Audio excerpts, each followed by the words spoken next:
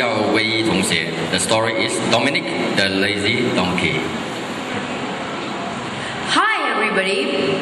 Good morning to the panel judges, boys, girls, and members of the floor. Hee-haw, hee-haw. Dominick the Lazy Donkey is the title of my story today. A farmer once read a donkey named Dominick. He led his donkey to wander about in a small shed on his farm. Sometimes Dominick was released in a field near the farm. Dominick did not like eating grass. He only liked good and nutritious food. Although Dominick was lazy, his farmer still gave him the best food he could have.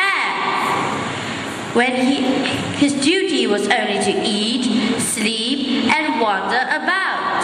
He would continue to eat even though his stomach was full. When he had finished eating, he would lazily wander at the edge of a nearby jungle, singing happily. Hey, chingity-ching, hee-haw, hee-haw, it's Dominick the Donkey.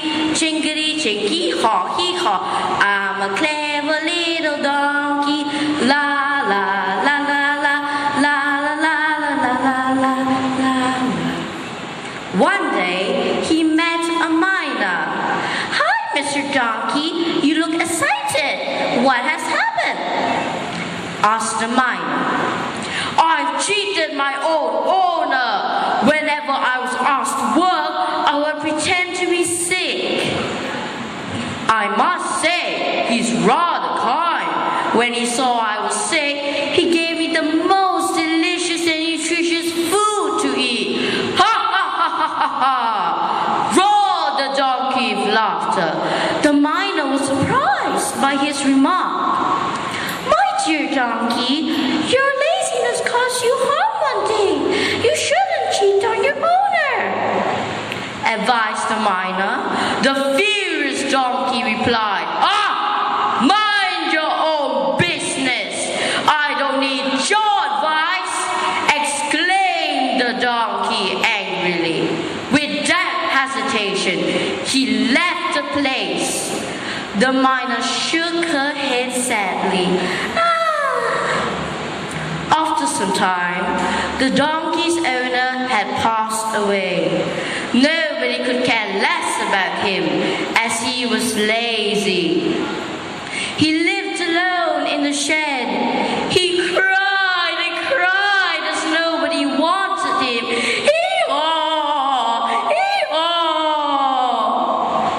From that moment, Dominick had to slog for food. He could barely find good food to eat.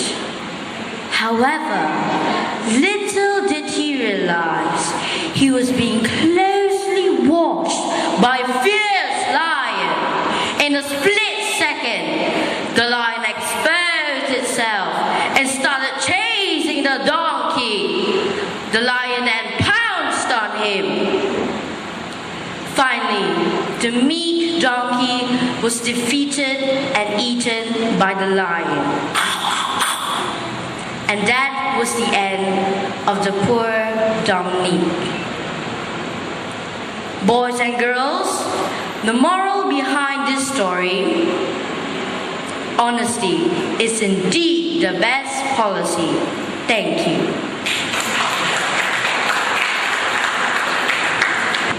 Now we have participant number 7, Yang Yi 同学, and his story is A Very Proper Fox. A very good morning to all. The title of my story is A Very Proper Fox. Every evening, Frankie the Fox sat on his hill and watched the sunset. He would hear the most beautiful song drifting across the valley. His heart would be filled with joy, and he would dance and dance. One night, Naughty Rabbit popped out of his burrow and said, "What sort of a crazy dancing fox are you? Proper foxes don't jig about. Proper foxes catch chickens." Don't they catch rabbits too? Asked Frankie. Oh, no. Boy, you've got a lot to learn. Foxes catch chickens, insisted Rabbit. And I know where there's a big, fat, juicy one just across the valley. A proper fox will go and get it. Frankie desperately wanted to be a proper fox. He set out with Rabbit's words ringing in his ears and evil intent in his heart. He licked his lips, flexed his claws. I'm coming to get you. But instead of a big fat chicken, Frankie found a big fat mess. A rickety fence with a gate hanging from its hinges. What a shambles! I'd better sort this out, he said. Frankie hammered until everything was fixed and washed until everything sparkled. He couldn't help it. He was a very tiny fox.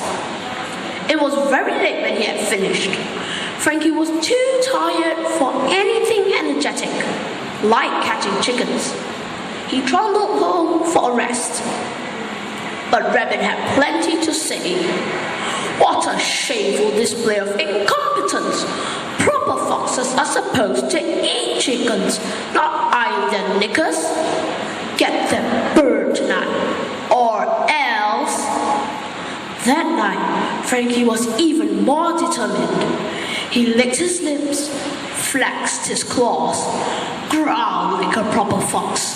Low and mean. I'm coming to get you. As soon as I watered these poor thirsty tomatoes and sorted out this garden, Frankie worked harder than ever. He was soon utterly exhausted and fell fast asleep in among the pumpkins. The next morning, Frankie awoke to sunshine and the sound of the chicken singing. This was his chance to get her. But Frankie leapt up and danced and danced and danced. He couldn't help it. The chicken stopped singing. Are you the one who mended my fence, tidied my house, and watered my tomatoes? Frankie nodded sheepishly. Then you had better come in. Frankie and the chicken, who was called Mimi, took tea together and became friends. Call me crazy, but I have an idea, she said. Mimi invited Frankie to come and live with her. Mimi taught Frankie to sing. He made a very fine baritone. Frankie taught Mimi tidiness and some nifty dance moves.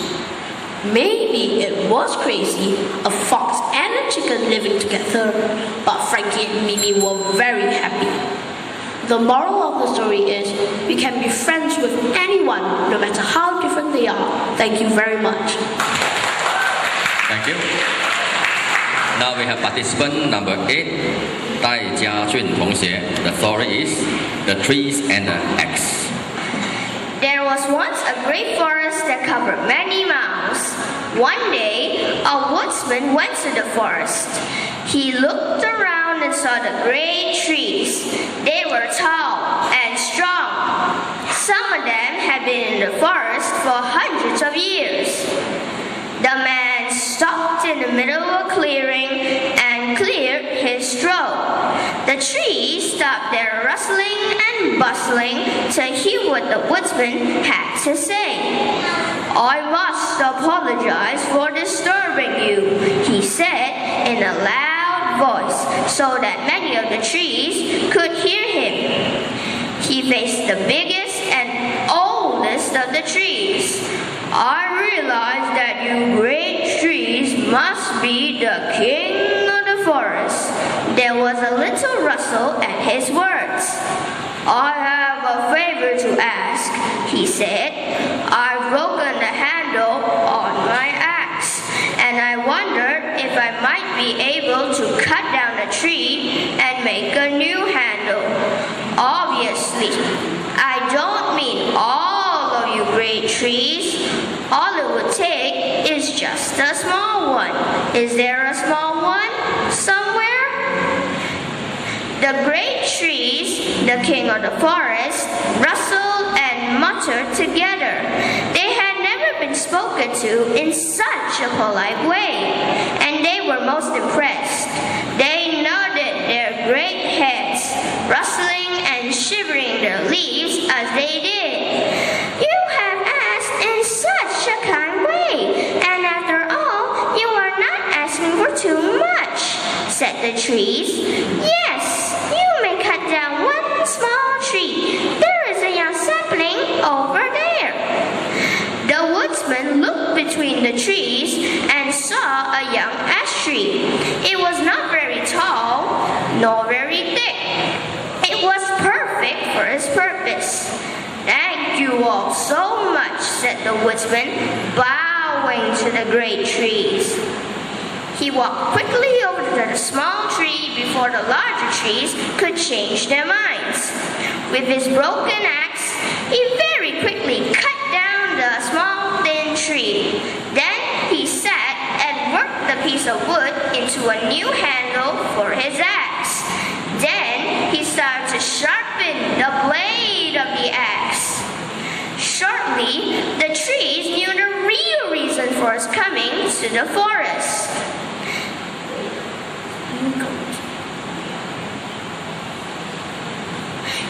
He picked up his newly repaired and now sharp axe and began to cut at the trees in front of him. He cut them all down, big and small, young and old. He cut a path through the forest, leaving branches and fallen trees behind him. Then he started to cut the wood into logs. Before long, most of the forest had been cut down. A few trees still stood, greatly regretting the way they had welcomed a man